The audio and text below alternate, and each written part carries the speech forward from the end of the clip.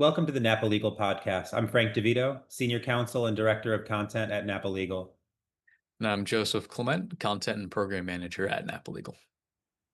Now, normally we would take you through the three weekly stories, cases, laws that we have found most relevant in this week's news. This week, we're going to do something a little bit different. First of all, we're recording this on the 3rd of July, so we have the holiday weekend coming up, and we wish everyone a very happy Independence Day. But also, this week marks the end of a very interesting Supreme Court term. The last cases were released on, it'll be last week now. So at this point, we have all of the Supreme Court's rulings on a number of issues. There's been a lot that's happened this term at the Supreme Court on religious liberty. So we thought we would just use this episode to give a brief recap of what happened. We'll just spend a couple minutes on each case, the impact that we think it will have going forward on the religious liberty movement or religion in general. And then we will close off with Joseph was going to mention a couple of the cases that we are going to be watching in next year's term that the Supreme Court has recently granted cert on. So let's kick it off. There are, I would say, 3 cases of particular note that are directly, we would say, religious liberty cases. That's St. Isidore, the Oklahoma charter school case, Wisconsin Catholic Charities, and then Mahmoud v. Taylor. And then there are 2 that are maybe not direct religious liberty cases per se, but they have implications for religious individuals and organizations. So we'll quickly touch on those. That's Medina v. Planned Parenthood and Skirmetti, of course. So without further ado, let's jump in. I'm going to start with St. Isidore because I think that's unfortunately the quickest one to dispose of.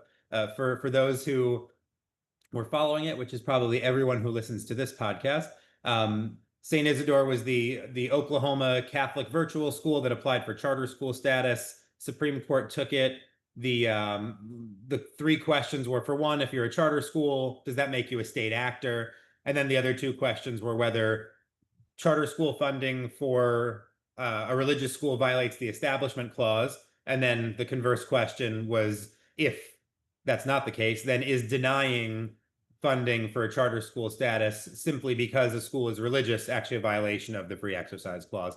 Now, this is a line of cases we've been watching for the last decade, right? From Trinity Lutheran through especially Carson v. Macon in 2022, got us to this point where I thought that it was a pretty straight line from if Carson v. Macon says that the tuition, the voucher, no, not voucher, there was tuition reimbursement for people in rural areas in Maine. If you can't deny those tuition reimbursements to private schools simply because they're religious, to me, the charter school one was just the next logical step. We can't know who voted against it, actually. We do know that Justice Barrett recused herself for personal reasons. We don't know quite why, although we can certainly guess. We're not going to do that today. But so what that left was 8 justices to decide the St. Isidore case, and it split 4-4, which means you get no precedential opinion. You get a 2-sentence opinion saying 4-4 divided to court, and basically it's as if cert was never granted and the case never happened. So no progress. The one thing I will say is that I've talked to some people who have been involved in this movement, the like religious charter school movement, and particularly on this case. And I think the common consensus is it's pretty likely that another state is going to, or a religious school in another state is going to apply for charter school status. I'd be shocked if that didn't happen.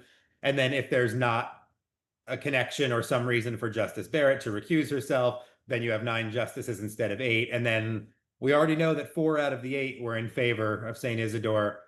So then Justice Barrett literally becomes the swing vote on this question, right? And so I think we'll see round 2. I don't know if it'll be next term or the year after that, but I would be very surprised if this didn't come back again. Joseph, anything you want to add on St. Isidore? Absolutely. Like you said, this isn't a dead issue. We probably will see this come up again. So we absolutely still need prayers and eyes on this sort of issue.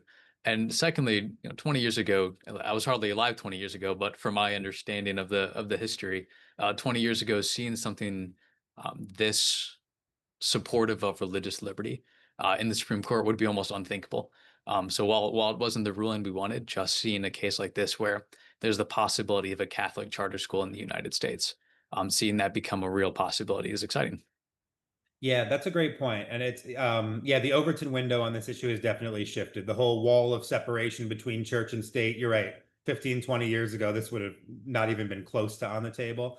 And I will say there are prudential disagreements on this. I don't know if we've discussed this on the podcast, but even internally among our friends in the religious liberty movement, there's a lot of practical hesitation about wanting religious charter schools or religious schools at all funded by the state, because there's the worry that, right, when there's state dollars, then there's state strings attached, and then you get into, right, more, who knows, regulations, non-discrimination requirements, things that you need to do to keep the funding. And so there's a legitimate fear that with the government money comes a lack of independence that maybe not is not good for religious schools. But I think that aside, just it's important to get the actual constitutional jurisprudence right. And the reality is the Establishment Clause does not require the rejection of all, publicly funded religious organizations. You just can't play favorites. And it is free exercise violation, I think, to just discriminate against, say, all are welcome to this publicly available program unless you're religious, right? So I think just for the principled matter of making sure that we get this right in law, that you can't just exclude religious organizations and claim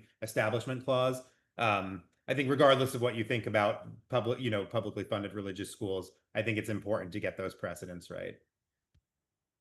All right, let's move down the list. So the next one that I want to make sure we hit, because I think it's really important and it's not gotten as much media attention in this, hot season where we had, Trump v. Casa, the nationwide injunction case, and Skirmetti and Mahmoud v. Taylor. Now, a lot of these cases are getting a lot of media coverage, and for good reason. But I wanted to make sure that we touch on Wisconsin Catholic Charities. So that's Catholic Charities Bureau versus Wisconsin Labor and Industry Review Commission, I think is the name of it. We call it Wisconsin Catholic Charities. Going to give this, we've touched most of these cases before, but now that they've all been decided, we'll just wrap them up. So I think Wisconsin Catholic Charities is important for a few reasons. First, just by very brief background, right? There was a religious exemption in Wisconsin for the unemployment tax. If you're operating primarily for religious purposes, you're exempted from the unemployment tax. It was ruled in Wisconsin that Catholic Charities is not operated primarily for religious purposes, and this went up to the Supreme Court. And there are a couple things going on, and actually, we're going to focus more on this than some of the other cases that we're going to breeze through. So let's just take a minute and repeat something that I said elsewhere yesterday. So I think there are two troubling things here.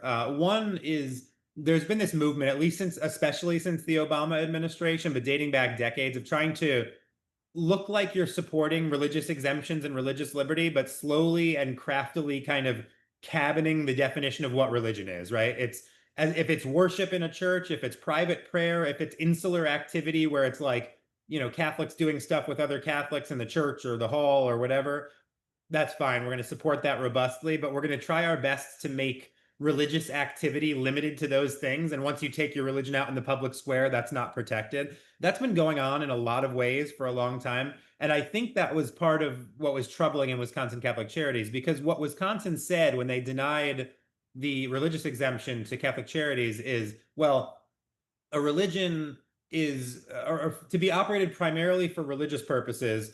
For one, they were basically saying that you need to be doing something that isn't being done or can't be done by like a comparable secular institute, right? So they said, oh, well, Catholic Charities feeds the poor or helps the disabled or helps find housing for the disadvantaged. Like, that's not a religious activity. Plenty of secular organizations do that. And the court caught on to this. I think some of the concurrences, I think this was also in the main opinion. I can't remember now in the majority, but like, that's not how you define what a religious activity is. I mean, if anybody who's ever read the gospel, right? Jesus requires this of Christians, that you feed the poor and clothe the naked and visit the sick and imprisoned, right? Like the corporal works of mercy are required religious activities for Christians. So to say that it's not a religious activity because secular people can do it too, it's just bad logic. It doesn't hold. But then also, when it came down to it, Wisconsin defended or solidified what it was saying as basically, we'll only grant this exemption as operating primarily for religious purposes if you actively proselytize, right? Try to convert people, or if you're only serving co-religionists, members of your own religion. Everyone else doesn't qualify as primarily operated for religious purposes. And that's, I mean, for one, I find it extremely arbitrary. But beyond the arbitrariness, this was Justice Sotomayor actually wrote for a unanimous Supreme Court here in the majority opinion. And she pointed out, well, this is a doctrinal decision. You're saying that, okay, religions that proselytize non-believers or non-members are religions, but those who don't qualify. You're saying that those who only serve other members of their own religious community are fit this religious exemption, but those who serve all comers, right, which there's a good Christian case that that's what we're supposed to do, right? When we're serving the poor and the sick and all of that, that it's not just members of our own religion. But that doesn't qualify. Not only is it arbitrary, but Justice Sotomayor's opinion says actually that's an establishment clause problem, because what you're right, if the establishment clause means anything, it's that you can't establish, or now by extension favor, one religion or one sect over another. And what she's saying is that's exactly what you're doing here. Maybe it's not as clean as like you're favoring Methodists and not Presbyterians, Catholics but not Jews. But what it is saying is that these kind of religions, the ones that proselytize and serve their own, they get favored status under this law, and those who don't do those things do not. That's an establishment clause problem. So that's the long and short of this opinion. There's a really good concurrence for those interested in church autonomy from Justice Thomas on Catholic Charities' affiliation with the diocese, and that this should have been a church autonomy issue. But for purposes of the majority and the main takeaway, yeah, that's an establishment clause violation. You can't discriminate in which religions you're giving these kind of exemptions to. I do want to talk about one immediate takeaway, another case that recently came up to the Supreme Court. But Joseph, do you have anything on Catholic Charities that you want to mention first? Yeah, so like you mentioned, this kind of effort to cabin religious exercise is something that's more private and you can't take into the public sphere, where you're free to believe what you want, but as soon as you try to take that into practice and into the public square, it's no longer protected by the First Amendment. Obviously, we don't agree with that, and I think this will come up a lot more in our discussion on Mahmoud, where the First Amendment isn't a freedom of belief issue. Obviously, you're free to believe what you want. No one can control your thoughts, but this is it effectively neuters and makes the First Amendment unenforceable and largely powerless if you're not able to take this into the public square and enact your belief in a way that other people can actually see it. And further, the opinion, we actually talked about this a bit in a blog post from Napa Legal, but like you said, the opinion relies largely on the Establishment Clause. Quoting from the part of the opening notes in the opinion, it says the First Amendment mandates government neutrality between religions. So it's great seeing the Establishment Clause used in a pro-religious liberty way, instead of saying, hey, it just says the government can't do anything that helps a religion in any way. It actually says the government can't favor one religion to the detriment and exclusion of another. So seeing this kind of pro-religion understanding of the First Amendment, I think really gets back to what it's meant to do. Yeah, that's a great point. So the one kind of follow-up that I want to make sure I throw out here is that there was another case that has been years long, and I think we've covered it in the past in our weekly email, if not here on the podcast. But it's Roman Catholic Diocese of Albany versus Harris. It's a New York State case that has now gone up to the Supreme Court, well, now twice. And long and short of it was it's another one of these kind of discriminatory, narrow religious exemptions that's actually right in line with what happened in Wisconsin Catholic Charities, which is helpful. So a bunch of New York pro-life groups filed suit here. There's a mandate for abortion and contraception coverage in employer healthcare plans in New York. And obviously that's going to run afoul of the conscience and beliefs of most pro-life organizations who are functioning in New York. There was a religious exemption to the mandate, but this might sound familiar given what we just talked about. It only applies to religious organizations that only serve members of their own faith. And obviously a lot of pro-life groups who are, running pro-life resource centers, pregnancy centers, they are not interested in limiting their services to only Catholics or only Christians. They're going to help any woman or any baby that comes into their clinics or their centers, right? So they filed suit. This went up. It went up to the Supreme Court. Supreme Court sent it back down to the New York court. I think it was 2021 or 2022 to the New York Court of Appeals after the Fulton case was decided, and said, reconsider this in light of Fulton versus Philadelphia.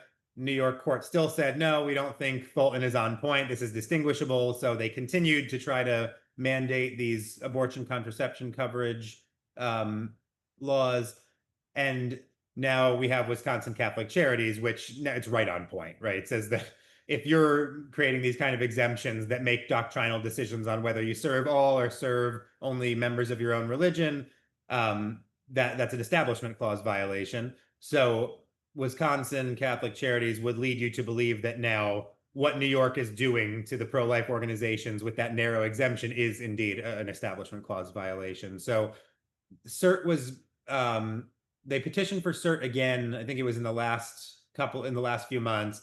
And then 11 days after the Wisconsin Catholic Charities case came down, the U.S. Supreme Court granted cert again in Diocese of Albany and said, cert granted, judgment of the New York Court of Appeals vacated, remanded to reconsider in light of Wisconsin Catholic Charities. So New York has to either change the law or there's no, I don't think there's any way you could avoid Wisconsin Catholic Charities and continue to impose that mandate on pro-lifers in New York. So good news. Hopefully we won't just see New York's legislature amend it and continue this now, I think 7 years long fight. But good news. And it's always nice to see the immediate application of a Supreme Court case to another case that we've been following. So let's move on to, actually, Joseph, do you want to start on Mahmoud, whatever you'd like to lead with, and we can go from there? Yeah, no, absolutely. So just a quick review on kind of the facts of this case. It's over Maryland's Montgomery County School Board had this policy of they brought these LGBTQ plus inclusive and that sort of book that had these themes that said, hey, it's okay for a child to go against their parents' wishes. It's good for a child to identify in this way, and it's good to have these kind of different same-sex weddings and all this stuff that some of the books that they actually eventually removed from the curriculum were even sexually explicit. So a lot of books with themes that ran pretty contrary to parents' wishes. Originally, the school board had a policy that allowed parental opt-outs, but after too many parents opted their kids out of the curriculum that taught these books, they revoked the opt-outs. And then a group of parents of Greek Orthodox, Roman Catholic, and I think Islamic faith sued basically to get the opt-out restored. And the Supreme Court recently ruled 6-3, I believe, in favor of the parents, saying that this is a free exercise clause violation for the school board to not permit parents to opt their children out of the curriculum that included these storybooks that was contrary to their faith. And at first glance, you can think, oh, how's this free exercise?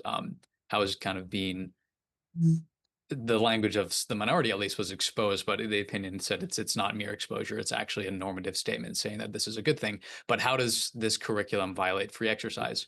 And the argument was essentially that it's violating the free exercise of the parents. As Alito noted in the opinion, for many people of faith across the country, there are few religious acts more important than the religious education of their children. And the impression and education that these books puts on these kids makes it impossible for parents to raise their kids in alignment with their religious beliefs. So someone of Roman Catholic belief says, hey, we believe that marriage is a gift from God and that biological sex is also a gift from God, and that marriage is between one biological man and one biological woman. These books went directly contrary to that, not just in a way that was exposure, but in a way that could actually subvert the authority of the parents to educate their children in that way. So that's why this was a big problem, because it basically made it impossible for these parents to carry out their faith. We talked about this a little bit briefly earlier in the Catholic Charities case about how there's a difference between freedom of belief and freedom of religion. Again, noted from Alito in the opinion, this is not merely a right, the right to the free exercise of faith, to teach religion in the confines of one's own home. Rather, it extends to the choices that parents wish to make for their children outside the home. So this was a great opinion, great ruling in general, that really affirmed the rights of parents to exercise their belief. It's great for parental rights and great for First Amendment jurisprudence at large. Yeah, I just want to highlight two things really quickly, and then we can move on. But I think, for one, yes, this was decided as a free exercise case, but the free exercise and the parental rights issues are intertwined here, right? Because it is the religious exercise freedom to, like you said, form children. So the parental right and the religious right are indistinguishable here. But one thing I wanted to point out is I think that I'm a little troubled by the two very different views of the role of parents and the rules of state actors and roles of state actors in forming children that are going on here. Right, Justice Alito's majority, it's pretty clear that parents have the primary duty and therefore the right to form children, especially in matters of religious belief, right? In his opinion, he says, government burdens the religious exercise of parents when it requires them to submit their children to instruction that poses a very real threat of undermining the religious beliefs and practices that the parents wish to instill. A government cannot condition the benefit of free public education on parents' acceptance of such instruction, right? So it's pretty clear. State doesn't have the right to override the parents. Like you said, parents not only have the right to educate their kids at home, but to oversee what their children are learning when they go to school.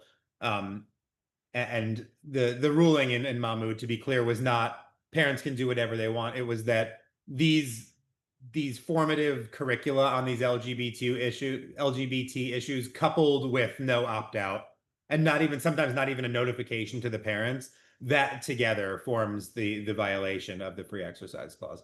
Anyway, what I wanted to point out here is in the beginning of Justice Sotomayor's dissent, she says something that I think is very troubling in this whole question of who forms and educates children, whose responsibility is this. Her dissent starts with this. I want to read the couple of sentences. Public schools, this court has said, are at once the symbol of our democracy and the most pervasive means for promoting our common destiny. They offer to children of all faiths and backgrounds an education, an opportunity to practice living in our multicultural society. That experience is critical to our nation's civic vitality. Yet it will become a mere memory if children must be insulated from exposure to ideas and concepts that may conflict with their parents' religious beliefs.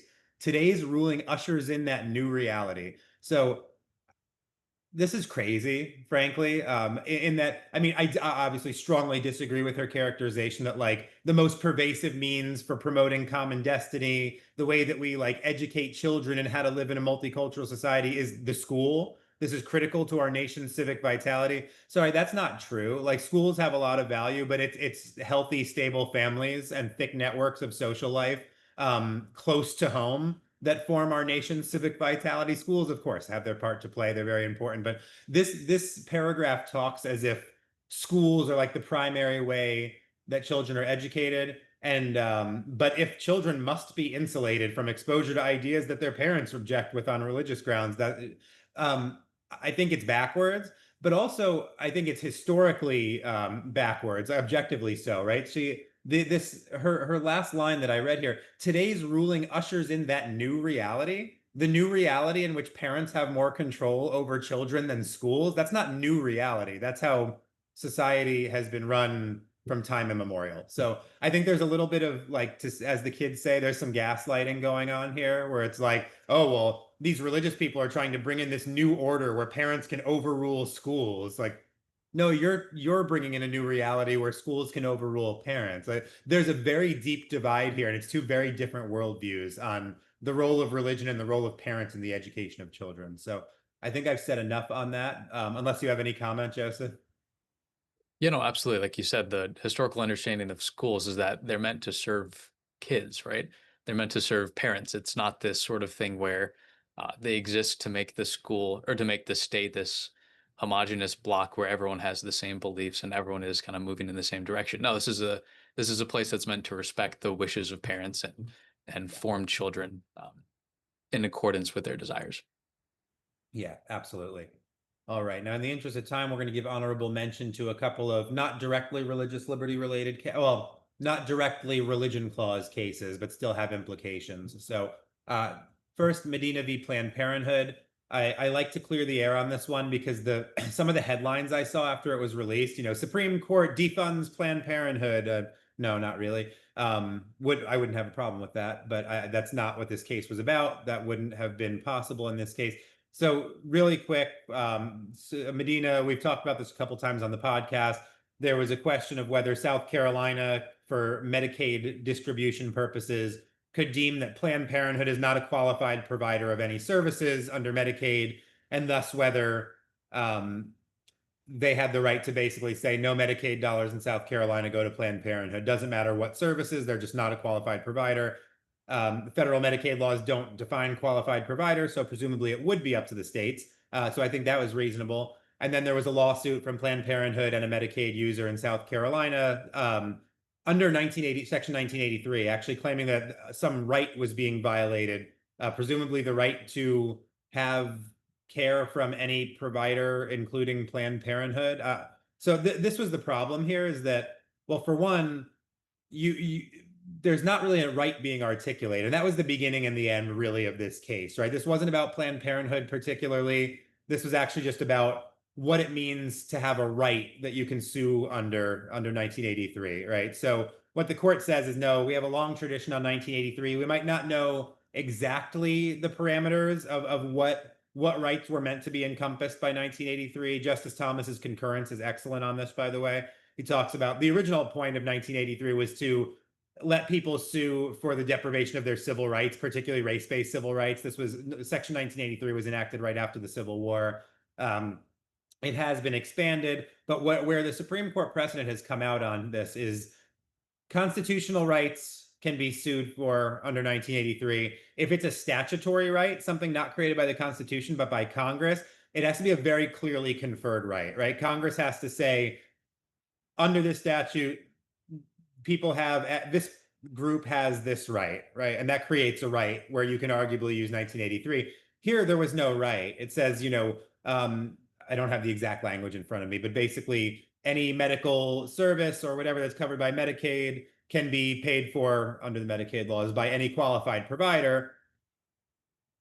It's arguable who a qualified provider is, again, but I think that's up to the state. It's certainly not up to every individual, right? You can't, if you're a Medicaid recipient, you clearly can't go to like your friend who's not a doctor and say, well, they're qualified, right? You don't just get to pick from an unlimited number. You have to pick from qualified providers. That's a state decision, the way I see it. But even that aside, there's just no right here. There's no language in the Medicaid laws saying, and individuals have the right to use any service provider that is X, Y, or Z, right? This is not an actionable right under 1983. So again, pretty modest legally, but the practical effect is now states have the ability to say that abortion providers like Planned Parenthood are not qualified to receive Medicaid dollars, even for non-abortion services. So good practical effect. I think good legal ruling also to cabin 1983 and to make sure that we don't end up in this world where like everything, including like a spending clause piece of legislation, is now a right that you can sue for.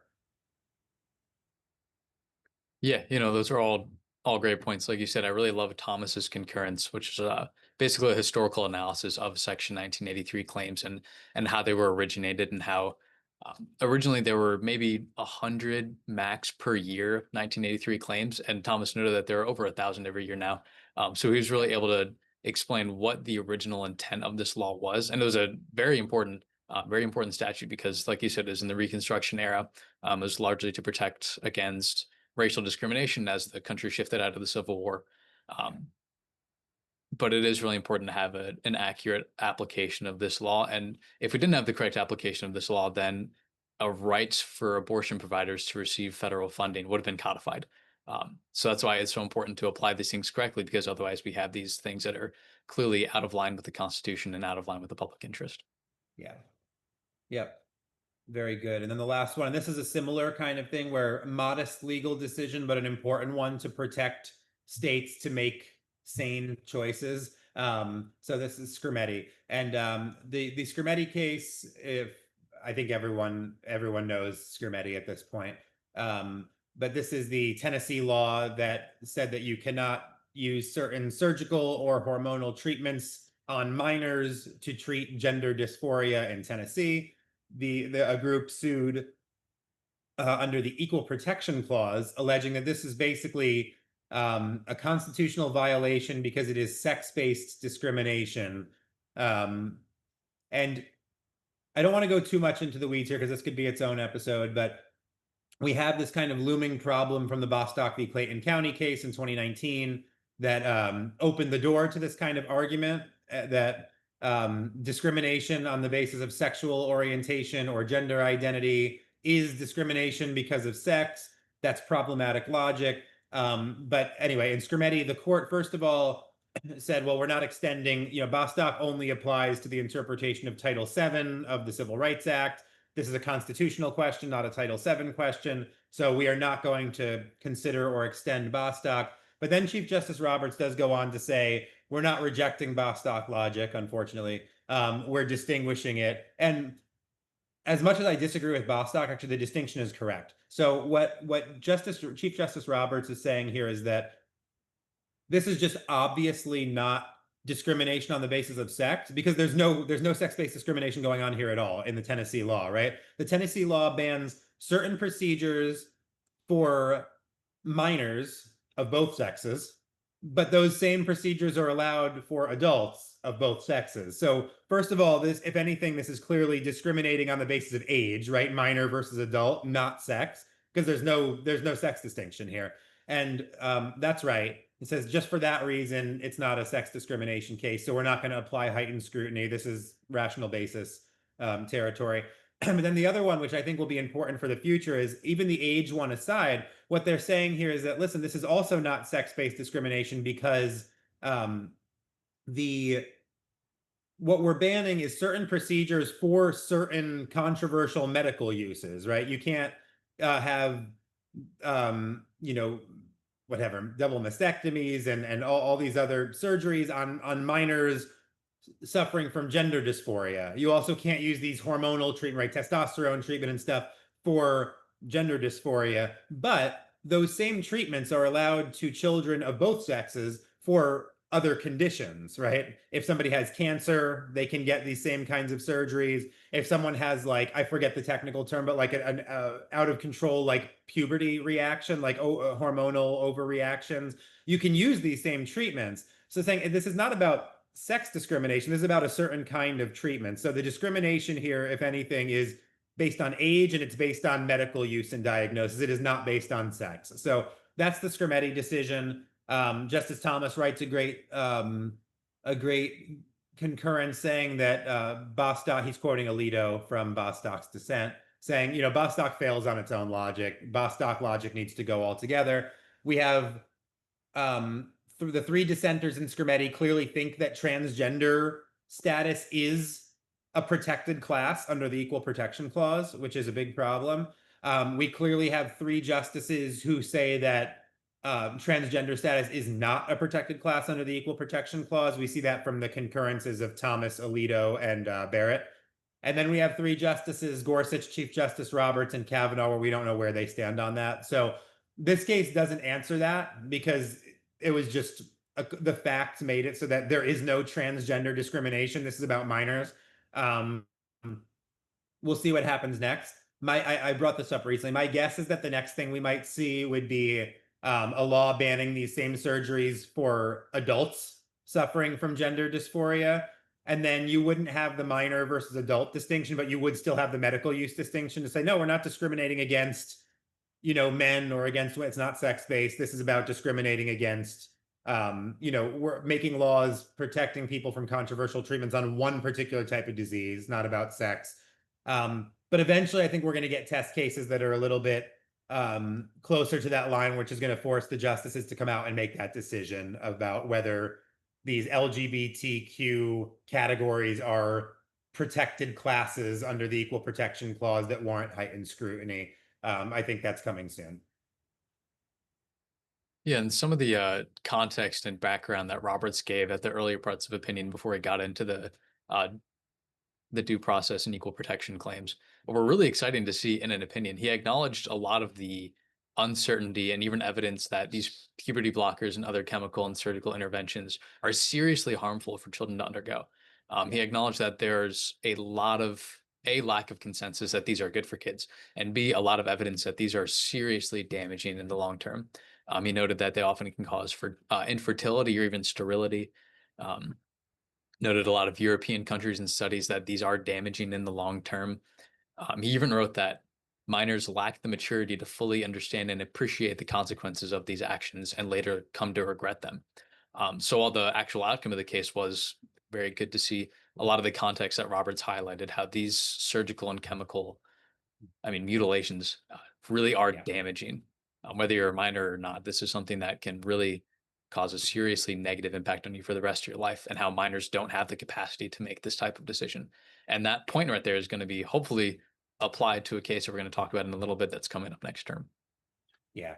No, that's a great point. Let's flip into that. So just to wrap up, well, one honorable, very quick honorable mention. So the Supreme Court also decided the Paxton case, which I know a lot of people were watching. And again, not a religion clause case, but for those who follow the kind of life and sexuality and culture issues that we care about here, it does have a big impact, right? So the court did uphold. Texas had imposed a law requiring ID verification, age verification before being able to access pornography. And that age verification law was upheld as reasonable by the Supreme Court. I'm not going to get into the details of that ruling. I think it's a really good one. I think it's an important fight. But take a look at the Paxton decision that also came out last week. That's worthwhile, especially if you're interested in the whole question of the pornography epidemic. And with that, we're going to move into, we don't know, by the way, what the Supreme Court is going to take next term. So very possible that more will come up that will be of interest, and we'll cover that in the coming weeks and months. But as we wrap up, what our friend Ed Whalen from the Ethics and Public Policy Center tweeted out, I think the other day, he said something like, this year was the greatest Supreme Court term for conservative decisions since the 1930s.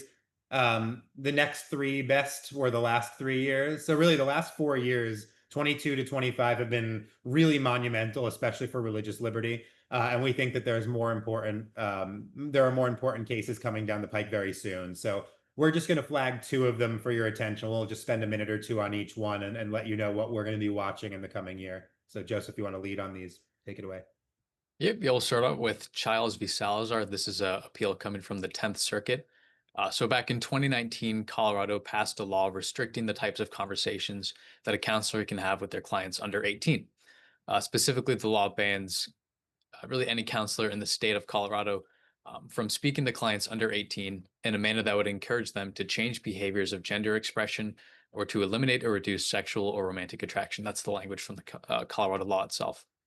Towards members of the same sex. So basically, it says that if a client comes to you, whether they want whether this is their goal or not, you're not allowed to help them embrace their biological sex when they're having a hard time doing that, or if they're having same-sex attractions. Even if they come to you and say, hey, you're a Christian counselor, I came to you because you're a Christian counselor and because of my Christian faith, so I want to have some help on understanding where these are coming from and working towards embracing kind of the sex that God has given me and just learning how to grapple with these attractions.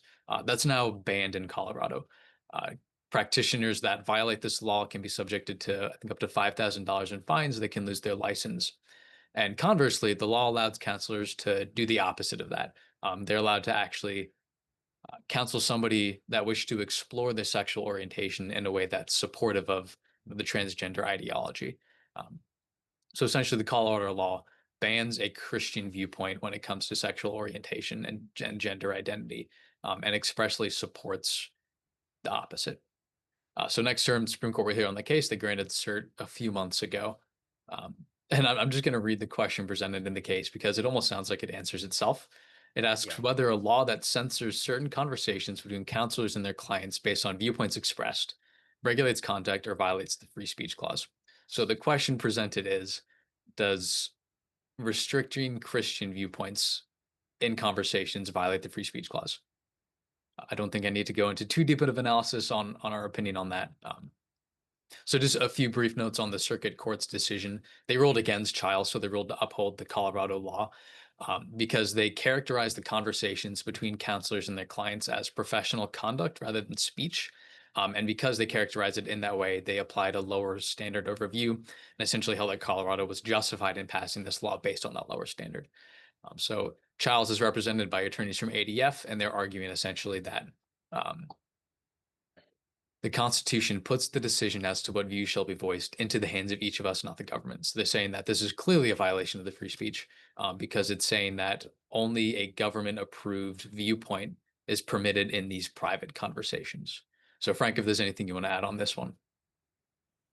No, I mean, these are really troubling. We've seen professions try to regulate themselves this way. Like in the legal profession, there's been an ethical rule that's been introduced in some states that starts to get at, if you're saying the wrong kind of thing that can be justified as or considered hate or harassment or whatever, that you might run afoul of the rules of ethics. But it's one thing for it's inappropriate and it's a problem, clearly. But when the professional associations are trying to police themselves in a biased way, but this is state action, which again, yeah, on the boundaries, of course, there's some ability for state action to police professional conduct, right? But that's here we're getting into dangerous territory because for one, we're talking about something that is not, this is not settled science. This is not like you're forbidden as a counselor from telling a child to kill herself or whatever, right? This is an ongoing question about this whole transgender ideology. And for the state to just weigh in and say, like, no, there's only one approved viewpoint, like that's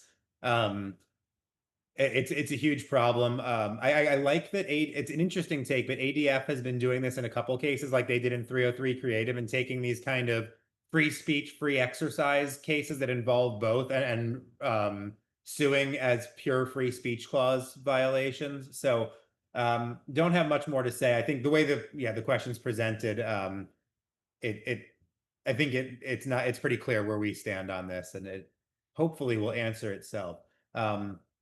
But yeah, we'll be watching this one in the months to come. Great. And with that, we'll move into our last case we'll be previewing is First Choice Women's Resource Centers v. Platkin. So for the factual background, since the Dobbs decision came out in 2022 overruling Roe v. Wade, New Jersey's Attorney General has been very hostile towards pregnancy resource centers within his state. For one, he issued a consumer letter saying that pregnancy resource centers don't refer abortions and redirecting women towards Planned Parenthood. He established a strike force to make abortion more accessible in the state. And he also co-authored an open letter with California's Attorney General Rob Bonta, accusing pregnancy resource centers of misinformation.